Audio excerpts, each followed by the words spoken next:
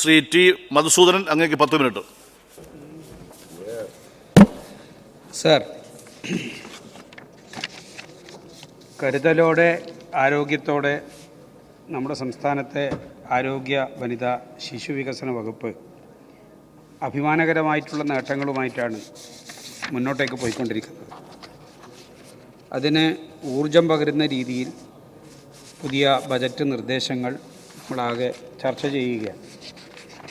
ഞാൻ വളരെ താല്പര്യപൂർവ്വം ചോദിക്കുന്നൊരു കാര്യം, കേരളത്തിലെ ഏതെങ്കിലും രാഷ്ട്രീയ വിദ്യാർത്ഥിയോട് മുൻ ആരോഗ്യമന്ത്രിമാരുടെ പേരുകൾ ചോദിച്ചാൽ എത്ര പേർ അപ്പുറത്തുണ്ടായിരുന്നുവെന്ന് പേര് പറയുന്നൊരു ഉത്തരം ഇങ്ങോട്ടേക്ക് കിട്ടുമോ എന്നുള്ളത് സ്വാഭാവികമായിട്ടൊരു സംശയമാണ്. ഒന്നാം EMS സർക്കാരിൻ്റെ ആരോഗ്യമന്ത്രിയായിരുന്ന ഡോക്ടർ AR മേനോൻ തുടങ്ങി വെച്ചിട്ടുള്ള പൊതുജന ആരോഗ്യ രംഗം ഇന്ന് കാണുന്ന ഉന്നതിയിലേക്ക് എത്തിച്ചത് ആരൊക്കെ ചേർന്നിട്ടാണ് എന്നുള്ളത് നമുക്ക് അഭിമാനത്തോടു കൂടിയിട്ട് ചൂണ്ടിക്കാണിക്കാൻ സാധിക്കും. അതിൽ 2 മുൻ വനിതാ മന്ത്രിമാർ, അതിലൊരാൾ ഇപ്പോഴും നമ്മുടെ സഭയിൽ അംഗമാണ്, ശ്രീമതി ശൈല ടീച്ചർ. മന്ത്രിയുടെയും പേരല്ലാതെ മറ്റേത് ഈ 3 മന്ത്രിമാരുടെ, PK Shrimati teacher, Shaila teacher, ഇപ്പോൾ വീണ ജോർജ്, ഈ 3 മന്ത്രിമാരുടെ പേരുകൾ തീർച്ചയായിട്ടും കേരളത്തിൻ്റെ ചരിത്രത്തിൽ ആരോഗ്യരംഗത്തെ അഭിമാനകരമായിട്ടുള്ള മുന്നേറ്റങ്ങളുടെ പട്ടിക നിരത്തിക്കൊണ്ട് നമുക്ക് ഓർമ്മിക്കാൻ പറ്റുന്ന പേരുകളാണ്. ഓരോ UDF ഭരണകാലത്തും കാട്ടാന മേഞ്ഞ കരിമ്പും തോട്ടം പോലെയാണ് ഈ ആരോഗ്യരംഗം, പൊതുജന ആരോഗ്യരംഗം അത്രമാത്രം നശിപ്പിക്കപ്പെട്ടിരുന്നു എന്നുള്ളതൊരു ചരിത്രമാണ്. ഇന്നത്തെ പത്രത്തിൽ ആരുടെയും ശ്രദ്ധ പിടിച്ചു പറ്റുന്ന ഒരു വാർത്തയുണ്ട്. ഹൃദയമിടിപ്പ് തിരികെ പിടിച്ച് 8000 കുഞ്ഞുങ്ങൾ എന്നതാണ് ആ വാർത്തയുടെ തലക്കെട്ട്. ആരുടെ മനസ്സിലും കാരുണ്യത്തിൻ്റെ ഒരു മഹാപ്രവാഹമുണ്ടാകും. ഹൃദയ സംബന്ധമായിട്ടുള്ള അസുഖങ്ങളുള്ള കുട്ടികളെ മുൻകൂട്ടി രജിസ്റ്റർ ചെയ്ത് അവരെ പരിശോധിച്ച്, അതിൻ്റെ കണക്ക് തന്നെ ആരോഗ്യവകുപ്പ് പുറത്തു വിട്ടിട്ടുണ്ട്. 24,222 കുട്ടികളാണ് പേര് രജിസ്റ്റർ ചെയ്തവരായിട്ട് ഹൃദയ സംബന്ധമായിട്ടുള്ള രോഗത്തിൻ്റെ പേര് രജിസ്റ്റർ ചെയ്തതായിട്ടുള്ളത് കേരളത്തിലുള്ളത്. അതിൽ ഹൃദയ ശസ്ത്രക്രിയ ആവശ്യമായിട്ടുള്ളത് 8000 കുഞ്ഞുങ്ങളായിരുന്നു. ആ 8000 കുഞ്ഞുങ്ങൾക്കും ഹൃദയമിടിപ്പ് തിരികെ നൽകി അവരുടെ ജീവിതത്തിലേക്ക് കൈപിടിച്ച് നടത്തിക്കുന്നതിന് കേരളത്തിൽ ആരോഗ്യ വകുപ്പിന് കഴിഞ്ഞിരിക്കുന്നു എന്ന ആരുടെയും ഹൃദയം പിടിച്ചു പറ്റുന്ന വാർത്തയാണ് ഇന്നത്തെ മാധ്യമത്തിൽ വന്നിട്ടുള്ളൊരു വാർത്ത. നമുക്കെല്ലാവർക്കും അറിയാം, പല രീതിയിലും ഈ വകുപ്പിനെ വികൃതമായി ചിത്രീകരിക്കുന്നതിന് വേണ്ടിയിട്ടുള്ള പരിശ്രമങ്ങൾ കഴിഞ്ഞ കുറേ ദിവസങ്ങളായി അല്ലെങ്കിൽ കുറേ കാലമായി നടന്നുകൊണ്ടിരിക്കുന്നുണ്ട്. അതിലേറ്റവും പ്രധാനമാണ് ഇപ്പോൾ ആശാ വർക്കർമാരുടെ സമരം നടന്നുകൊണ്ടിരിക്കുന്നു. വളരെ സന്തോഷകരമായിട്ടുള്ളൊരു കാര്യം, ലോകസഭയിലും രാജ്യസഭയിലും UDFൻ്റെ MP മാർ, വിശേഷിച്ചും കോൺഗ്രസിൻ്റെ MP മാർ, അതിൽ KC വേണുഗോപാലുണ്ട്, ശശി തരൂരുണ്ട്, എല്ലാവരും ലോകസഭയിൽ ചിലപ്പോൾ കേരളത്തിൽ നിൽക്കുന്നൊരു പ്രശ്നത്തെ സംബന്ധിച്ച് ആദ്യമായിട്ട് വായ തുറന്നതെന്ന് പറയാൻ പാകത്തിലാണ് അവർ ഇന്നലെ ആ സമരത്തെക്കുറിച്ചിട്ട് അവിടെ സംസാരിച്ചത്. അപ്പോഴും സംസ്ഥാനത്തെ മെല്ലെ മെല്ലെ ഇങ്ങനെ കുത്തി നോവിക്കാനുള്ള പരിശ്രമമുണ്ടെങ്കിലും കേന്ദ്ര ഗവൺമെൻറ് മുൻകൈയെടുക്കണം. കേന്ദ്ര ഗവൺമെൻറ്റാണ് ഇതിൽ തീരുമാനമെടുക്കേണ്ടത്. കേന്ദ്ര ഗവൺമെൻറ് കീഴിലാണ് ആശാ വർക്കർമാർ. അവരെ പരിഗണിക്കുന്ന നടപടി ഉണ്ടാവണം. സംസ്ഥാന സർക്കാരിനെ കൂടി ചേർത്ത് പിടിച്ചുകൊണ്ട് നടപടികളുണ്ടാവണം എന്ന നിലയിൽ പറയാൻ, ആ നിലയിലുള്ളൊരു നിലപാട് ലോകസഭയിലും രാജ്യസഭയിലും സ്വീകരിച്ചിട്ടുള്ളത് ഏറ്റവും ശ്ലാഘനീയമായിട്ടുള്ളൊരു കാര്യമാണ്. ഇവിടെ നടക്കുന്ന സമരം യഥാർത്ഥത്തിൽ കേന്ദ്ര ഗവൺമെൻറ്റിനെതിരായിട്ടാണ് നടത്തേണ്ടത് എന്നുള്ളത് തന്നെയാണ് രാജ്യസഭയിലും ലോകസഭയിലും കോൺഗ്രസിൻ്റെ MP മാരുടെ പ്രസംഗത്തിൽ നിന്ന് നമുക്ക് മനസ്സിലാക്കാൻ സാധിക്കുന്നത്. ഇവിടെ വളരെ വലിയ നിലയിൽ കൊട്ടിഘോഷിച്ചു കൊണ്ടുവന്ന് സിക്കിമിൽ 10,000 രൂപയാണ് ശമ്പളം കൊടുക്കുന്നത്.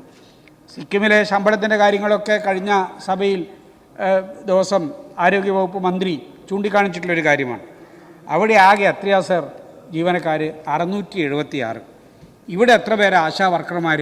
26,448.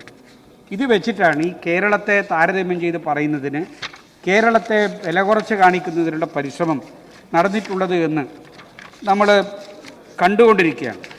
ഞാൻ ആ വിഭാഗത്തിന് നൽകിക്കൊണ്ടിരിക്കുന്ന കാര്യങ്ങളെക്കുറിച്ചിട്ട് വിശദമായിട്ടൊന്നും ഇവിടെ പറയാനല്ല ഉദ്ദേശിക്കുന്നത്.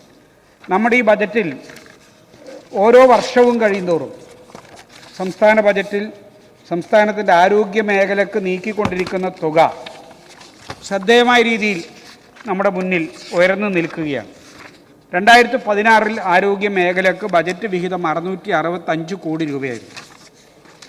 കഴിഞ്ഞ വർഷം 2024-25 സാമ്പത്തിക വർഷം അത് 2824 കോടി രൂപയാണ്. 2025-26 വർഷം 2915 കോടി 49 ലക്ഷം രൂപയാണ് ഈ ബജറ്റിൽ നീക്കിവെച്ചിട്ടുള്ളത്. എന്ന് പറഞ്ഞാൽ ഏതാണ്ട് 100 കോടി രൂപയുടെ വർധനവ് ഈ സാമ്പത്തിക വർഷം ആരോഗ്യ മേഖലയ്ക്ക് ഈ ബജറ്റിൽ നീക്കിവെച്ചിട്ടുണ്ട്. അത് ആവശ്യത്തിന് തികയും എന്ന നിലയിലല്ല, വലിയ നിലയിൽ കേന്ദ്രത്തിൻ്റെ അവഗണന നമ്മൾ അനുഭവിച്ചുകൊണ്ടിരിക്കുന്നു.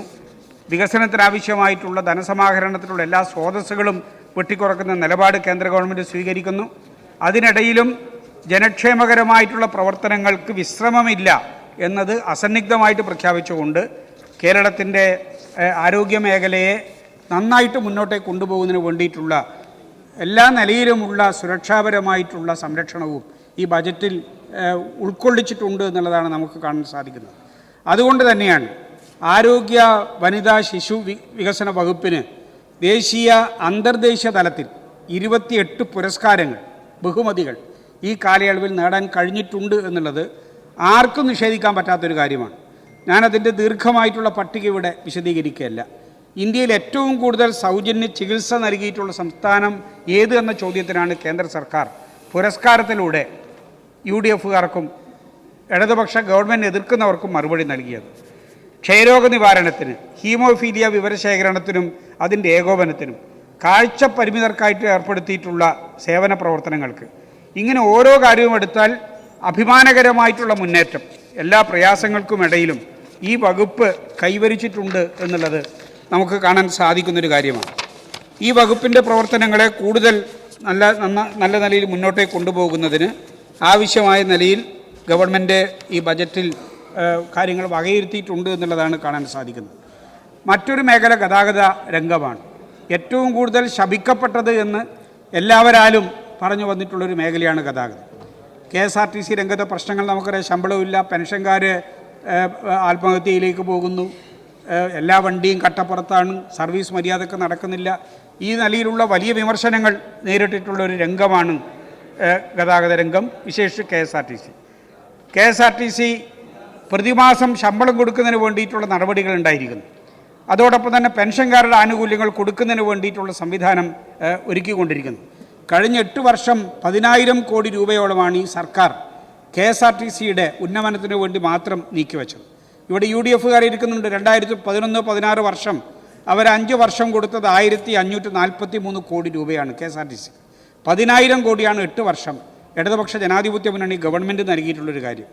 അത് ഗുണപരമായിട്ട് വരുന്നു എന്നുള്ളതാണ് നമ്മൾ കണ്ടുകൊണ്ടിരിക്കുന്നത്. KSRTCയെ ലാഭത്തിലെത്തിക്കുന്നതിന് വേണ്ടിയിട്ടുള്ള കഠിനമായിട്ടുള്ള പരിശ്രമത്തിലാണ് ട്രാൻസ്പോർട്ട് വകുപ്പ് മന്ത്രിയും അതോടൊപ്പം തന്നെ ഈ ഗവൺമെൻറ്റും.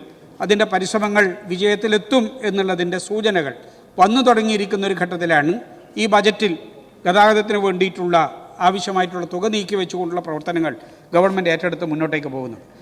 KSRTC രംഗത്ത് നവീകരണത്തിനുള്ള പല പരിശ്രമങ്ങൾ നടന്നുകൊണ്ടിരിക്കുകയാണ്. ഡ്രൈവിംഗ് സ്കൂൾ വരുന്നു, ടൂറിസം പ്രൊജക്റ്റുകൾ വരുന്നു, ആഡംബര ക്രൂസ് യാത്രകൾ വരുന്നു, അതോടൊപ്പം തന്നെയുള്ള വിവിധങ്ങളായിട്ടുള്ള നവീകരണ പ്രവർത്തനങ്ങൾ ഇപ്പോൾ നടന്നുകൊണ്ടിരിക്കുന്നു. ഇവിടെ കഴിഞ്ഞ ദിവസം CPMൻ്റെ സമ്മേളനത്തെക്കുറിച്ച് വലിയ ആക്ഷേപങ്ങൾ, പരാതികൾ, വിമർശനങ്ങൾ, പരിഹാസങ്ങൾ വന്നിട്ടുണ്ട്. ഞങ്ങൾ ചോദിക്കുന്നത്, ഈ കേരളത്തിൽ 38,426 ബ്രാഞ്ച് സമ്മേളനങ്ങൾ CPM പൂർത്തീകരിച്ചു. 2,444 ലോക്കൽ സമ്മേളനങ്ങൾ പൂർത്തീകരിച്ചു. 210 ഏരിയ കമ്മിറ്റികളാണുള്ളത്. ആ 210 ഏരിയ സമ്മേളനങ്ങളും ഭംഗിയായിട്ട് അതിന് നടപടികൾ പൂർത്തീകരിച്ചു. 14 ജില്ലാ സമ്മേളനം കഴിഞ്ഞു, ഇപ്പോൾ സംസ്ഥാന സമ്മേളനം കഴിഞ്ഞു. ഇന്ത്യയിലെ എല്ലാ സംസ്ഥാനങ്ങളിലും പരിമിതമായ ശക്തിയാണെങ്കിലും ഇന്ത്യയിലെ എല്ലാ സംസ്ഥാനങ്ങളിലെയും CPMൻ്റെ സമ്മേളനങ്ങൾ പൂർത്തീകരിച്ചിരിക്കുന്നു. ഏപ്രിൽ 2 മുതൽ മധുരയിൽ CPMൻ്റെ 24ാം കോൺഗ്രസ് ചേരുന്നു. ഞങ്ങളെ ആക്ഷേപിക്കുന്നവരോട് വളരെ വിനയത്തോടു കൂടി ചോദിക്കുന്ന ഒരു കാര്യം, ഒരു ബൂത്ത് സമ്മേളനം നടത്താൻ നിങ്ങൾക്ക് ആരോഗ്യമുണ്ടോ? നിങ്ങളുടെ ഒരു ബൂത്ത് പ്രസിഡന്റ്, തെരഞ്ഞെടുക്കപ്പെട്ട ഒരു ബൂത്ത് പ്രസിഡന്റിൻ്റെ പേര് പറയാൻ കോൺഗ്രസിന് സാധിക്കുമോ? ഒരു ബൂത്ത് പ്രസിഡന്റിൻ്റെ പേര് പറയാൻ കനകോല് പറയുന്നതിനനുസരിച്ച് തുള്ളേണ്ടി വരുന്ന നിലയിൽ പരിചയസമ്പന്നരായിട്ടുള്ള കോൺഗ്രസ് നേതൃത്വം എത്രമാത്രം വിഷമകരമായിട്ടുള്ള നിലയിലാണ് മുന്നോട്ടേക്ക് പോകുന്നത് എന്ന് നമ്മൾ കണ്ടുകൊണ്ടിരിക്കുകയല്ലേ. ഇതിനിടെയല്ലേ കോൺഗ്രസിൻ്റെ പാർലമെൻ്ററി പാർട്ടി നേതാവായിട്ടുള്ള ഞാൻ മറ്റൊന്നും പറയല്ല, അദ്ദേഹം ബഹുമാന്യനായിട്ടുള്ള മനുഷ്യനാണ്. അദ്ദേഹം ഈ കേരളത്തിലെ കോൺഗ്രസ് നേതൃത്വത്തെ മുഴുവൻ വിളിച്ചില്ലേ? ഇവിടെ സമയത്തിൻ്റെ പരിമിതിയെക്കുറിച്ചിട്ട് നിങ്ങൾ പറഞ്ഞുകൊണ്ടിരിക്കുന്നുണ്ടല്ലോ. നിങ്ങൾക്ക് എത്ര സമയമാണ് കിട്ടിയത്? പ്രതിപക്ഷ നേതാവിന് എത്ര സമയം കിട്ടി? നിങ്ങൾക്ക് ഓരോരാൾക്കും എത്ര സമയം കിട്ടി? 3 മിനിറ്റ് കൊണ്ട് പറയേണ്ടത് പറഞ്ഞു തീർക്കണം എന്ന് പറഞ്ഞത് വിനീത വിധേയരായിട്ട് അംഗീകരിച്ചിട്ടുള്ളവരല്ലേ നിങ്ങൾ? ഇവിടെ വന്നിട്ട് സമയത്തിന്റെ കാര്യങ്ങൾ പറയുന്നു. ഞാൻ കൂടുതൽ ദീർഘിപ്പിക്കില്ല. അഭിമാനകരമായ രീതിയിലാണ് CPM മുന്നോട്ടേക്ക് പോകുന്നത്. ആ CPM അംഗീകരിച്ചിട്ടുള്ള ഈ കേരളത്തിന്റെ മുന്നേറ്റത്തിന് വേണ്ടിയിട്ടുള്ള നവകേരളത്തിന്റെ പുതുവഴികൾ കേരളത്തിലെ ഒരു പൊതുബോധമാക്കി മാറ്റുന്നതിന് വേണ്ടിയിട്ടുള്ള പരിശ്രമങ്ങളിലാണ് CPM ഏർപ്പെട്ടിട്ടുള്ളത്. ജനങ്ങളാകമാനം വളരെ താല്പര്യത്തോടെയും വളരെ ഉത്സാഹത്തോടെയും അത് ഏറ്റെടുക്കുന്നു എന്നുള്ളതാണ് നമ്മൾ കണ്ടുകൊണ്ടിരിക്കുന്നത്. ആ വഴിയിൽ UDF-നും വരേണ്ടി വരും എന്ന കാര്യം കൂടി ഇവിടെ സൂചിപ്പിച്ചുകൊണ്ട് ഈ വകുപ്പിന്റെ എല്ലാ പിന്തുണയും അറിയിച്ചുകൊണ്ട്